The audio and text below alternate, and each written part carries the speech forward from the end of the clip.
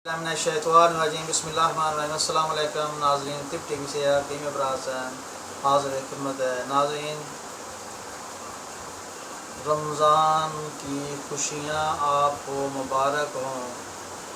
रहमत का महीना है और इसकी खुशियाँ और दुआएं कूट कूट कर लोगों से भी लो और अपने बड़ों से भी लो और अल्लाह से मांगो जो मांग सकते हैं। नाज़रीन, आज आपको मैं कुछ खाने के बारे में बताऊंगा कि रमज़ान के महीने में कौन सी चीज़ें जो हैं आपको तक़वियत दे सकती हैं और कौन सी चीज़ें जो हैं वो आपको नुकसान देती हैं। नाज़रीन, जिसे हम पराठा कहते हैं, ये आप समझते हैं कि इससे भूख नहीं लगती। नाज़रीन, ये ऐसा नहीं है, बल्कि पराठे से पेट में दर्द रहती सारा दिन और बसाओकात इससे मोशन भी लग जाते हैं, और अगर मोशन नहीं लाते तो फिर इतनी कब्ज़ होती है कि भी रोज़ेदार जो है ना वो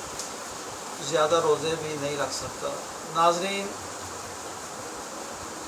सहरी के वक़्त आपको जो ग़ज़ा है वो ऐसी खानी चाहिए कि जिससे आपकी भूख और तवानाई जो है वो आपको मिले। मसलन हाँ, हो सकता है अगर आपके पास देसी घी है, अगर डॉक्टर ने या किसी हकीम ने बंद नहीं किया आपको, तो देसी घी रोटी पर लगा सकते हैं।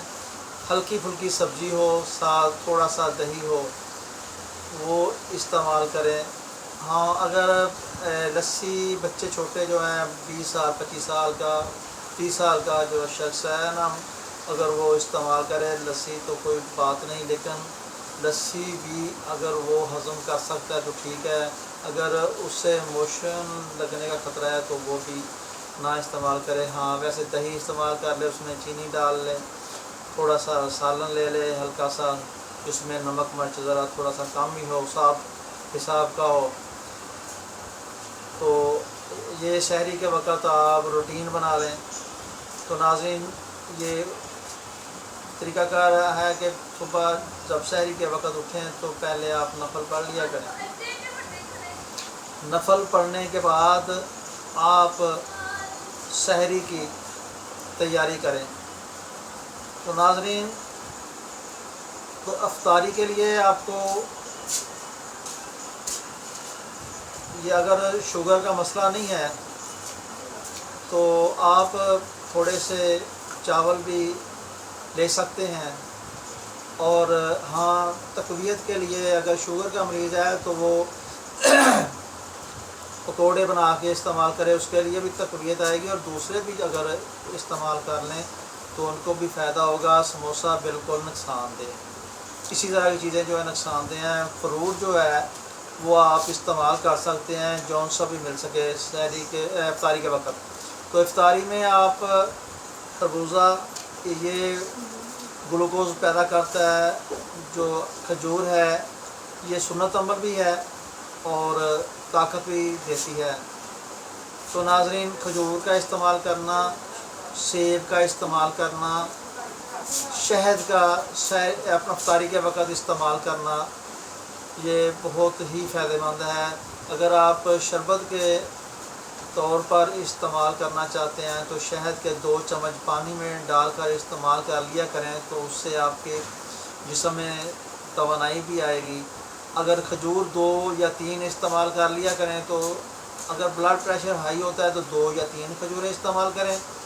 हाँ, खजूर जो है वो खुश्क ना हो, ये खुश्क नहीं होनी चाहिए, इसमें ग्लूकोज कम मिलता है। अगर खजूर जो है ना आपने इस्तेमाल करनी है तो वो नमी वाली होनी चाहिए, उसमें ज़रा ग्लूकोज की तक़वियत मिलती है। तो दूसरा फ्रूट जो है वो ये ज़रूरी नहीं है कि भी आप सेब इस्तेमाल करें, नहीं, फ्रूट के लिए आप स्ट्रॉबेरी है, जो मौसम के लिहाज से जो भी फल आपको मिल रहा है, अगर तुश नहीं है तो आप इस्तेमाल कर सकते हैं। کیونکہ گلا خراب ہو جائے تو پھر آپ کے جو روزے ہیں وہ متواتر نہیں رکھے جا سکیں گے۔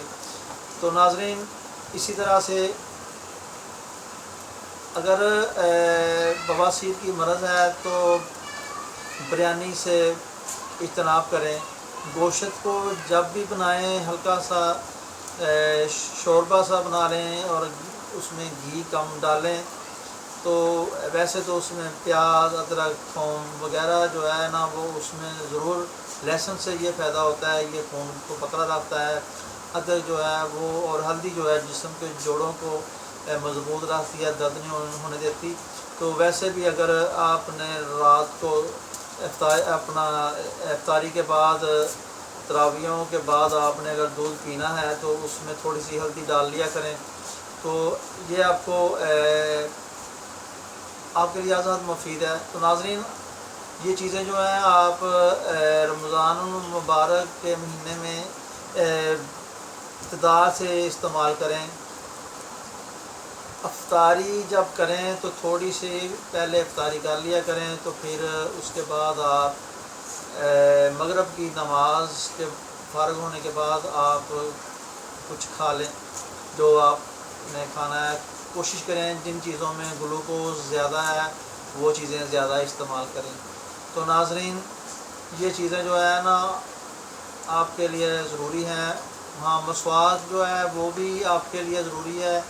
مسواک روزہ کھولنے کے بعد اگر کرنی ہے تو وہ آپ برش بھی کر سکتے ہیں، منجن وغیرہ کا استعمال بھی کر سکتے ہیں۔ سحری اور افطاری میں آپ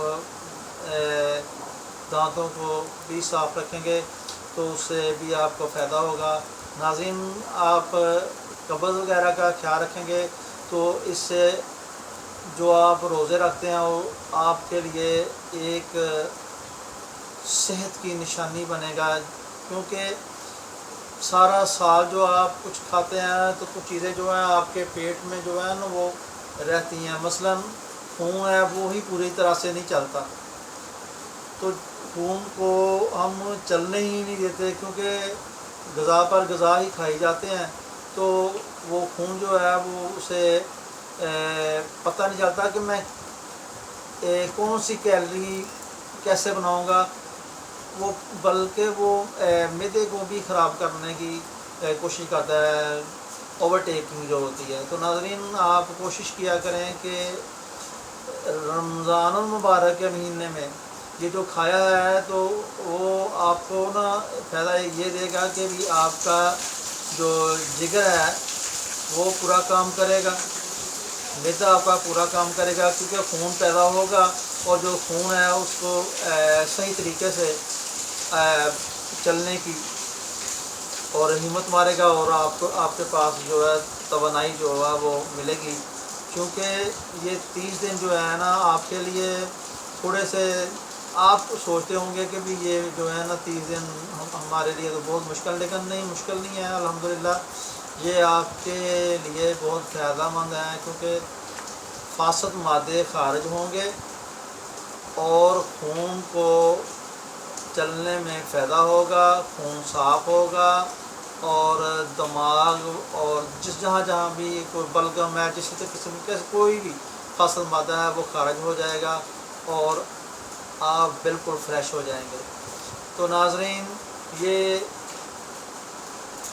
ان چیزوں کا آپ نے خیال رکھنا ہے، پانی زیادہ ٹھنڈا نہیں استعمال کرنا، اور باقی قرآن پاک پڑھنا ہے، تلاوت کرنی ہے، ذکر و فکر میں رہنا ہے۔